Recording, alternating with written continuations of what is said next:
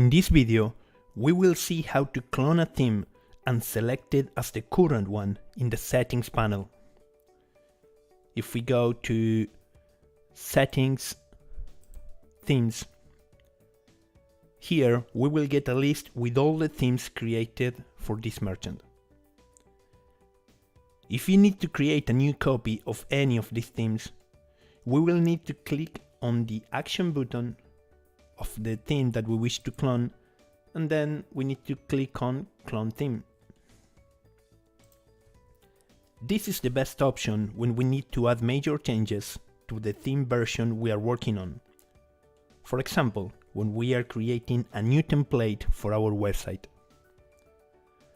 We can clone the current theme, that is the one selected with the green checkbox, or we can always start from scratch and clone the most updated version of Skeleton.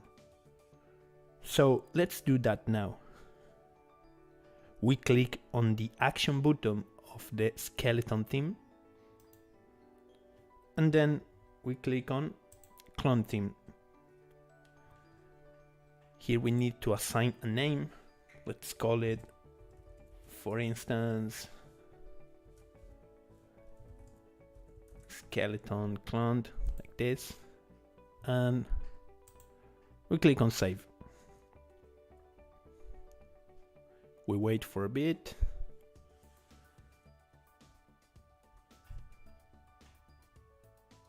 And there we have it. We have this new theme we just created. Now let's take a look at how we can set this new theme as the one that will be displayed in the front-end side. That means the current one. In order to do this, we click on settings and settings. And here we will be able to see the current theme option. Here is where we can select any of the available themes. If we click on it, here we have our skeleton underscore cloned theme we just created. We select it, we save, and that's it. The skeleton underscore cloned theme now will be displayed in the front-end side.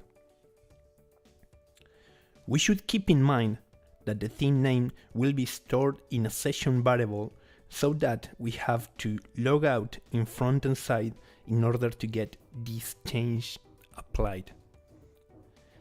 It is important to remember that if you do not have access to this current theme option in the settings panels, it might be because your user account does not have permissions to run this kind of features. You might have to contact your partner manager in order to solve this permission issue.